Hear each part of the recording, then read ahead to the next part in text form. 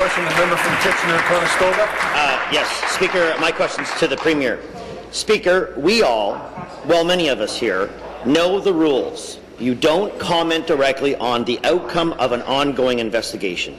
And yet Friday, while impugning and maligning members of this legislature, the Premier couldn't help herself from noting, with regard to the eventuality of the charges for your Deputy Chief of Staff, Pat Sobera, that, quote, on our review of the matter, we don't expect that to happen.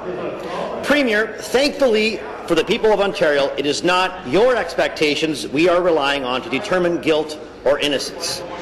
Premier, were your comments just completely inappropriate, or were they in fact attempting to influence the outcome of an ongoing investigation? Mr. Speaker, my comments on Friday were an expression of my belief that that we were dealing with allegations, that there was an investigation ongoing, Mr. Speaker, and based on what I know about the situation, I'm not asking my staff members to step down. That's what I was saying on Friday, Mr. Speaker, and I was being very clear about the fact that we had made a decision about who the candidate was going to be in Sudbury, and that there had been no offer of anything in return for an action, Mr. Speaker, and that the conversations that had taken place were about trying to keep a young man who had been a candidate involved in the party. That's what the statement on Friday was about, Mr. Speaker. Thank you. Supplementary. Back to the Premier. Premier, your orchestrated strategy to change the channel is straight from the old Liberal handbook. How to stop at nothing to hold power. That's why, despite your assurance that you wouldn't drag individuals through the mud, you did exactly that with a drive-by blanket smear maligning our entire caucus. It's also why the member from London North doubled down on your investigation speculation, indicating the allegations are baseless.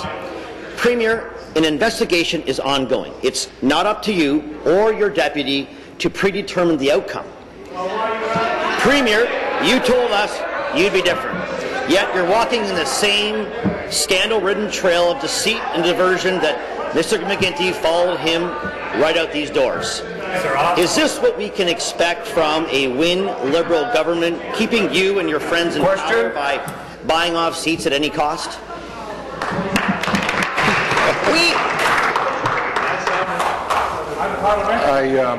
Stop the clock, please.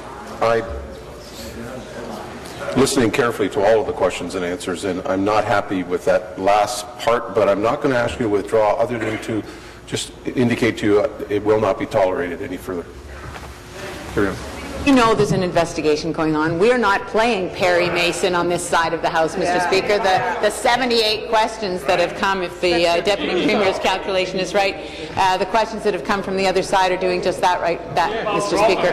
I was making a point on Friday when I said that I stated the fact that there have been members from other parties who have come across to us and have talked to members in this caucus about the fact that they would be willing to step down from their seat in return for an appointment. That, Mr. Speaker, is a fact. That has happened. I didn't name names because it wasn't about individuals. It was about the reality that we said no, Mr. Speaker. We said no, we're not going to do that, even though those approaches had been made.